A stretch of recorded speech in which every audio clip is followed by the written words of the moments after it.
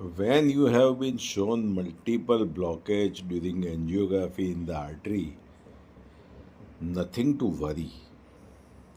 If you have no chest pain, if you are not on oxygen, if you have no perspiration, and if you have no breathing problem, nothing to worry. It is a doctor's illusional diversification trick to divert patients in a surgery or stent. So nothing to worry. Do this test.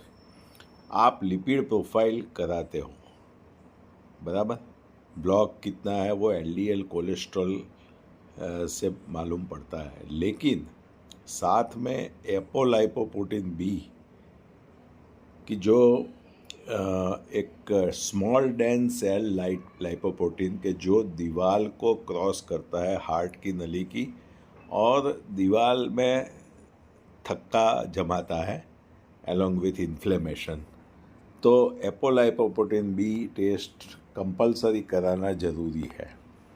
दूसरा है आपको genetic history है, जैसे भाई, sister, mom dad, उसमें heart की history है, then you have to go for along with lipid profile you have to go for lipoprotein small ए।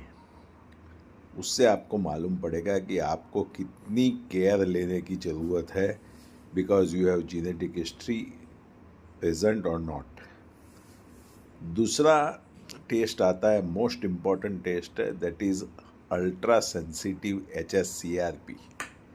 आपको एंजियोग्राफी में भरपूर ब्लॉकेज बता दिए, 95%, 99%, 100%, कि जिसमें 100% में कभी हार्ट अटैक नहीं आता है, फिर भी आपको बता दिए, और बाईपास का बोला, आपका पंपिंग कम हो गया है, तो उसी टाइम पे आपको बाईपास का बोलते हैं। लेकिन बाईपास सर्जरी, आप क्लिनिकल ट्रायल्स और स्टडी देखें तो बाईपास सर्जरी पंपिंग कम करती है हार्ट का, due to heart lung machine पे हार्ट को बॉडी को ले जाते हैं और हार्ट को हाइपोथर्मिक बनाते हैं, एंड मिकास is not such effective and successful. So EECP treatment by trained certified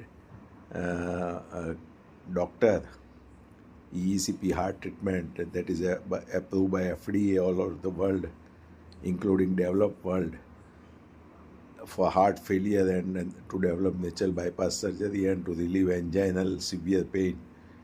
So आपको ये EECP ट्रीटमेंट लेनी है, लेकिन एंजियोग्राफी के ब्लॉकेज से डरना मत।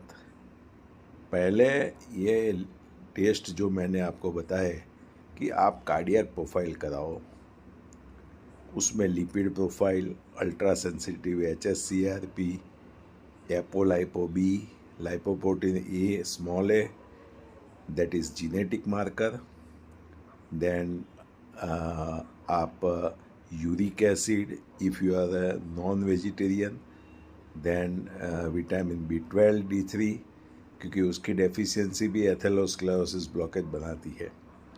देन आप डायबिटिक हो तो 3 महीने का HbA1c and fasting blood sugar, serum insulin, then kidney test, kidney function test and liver function test, and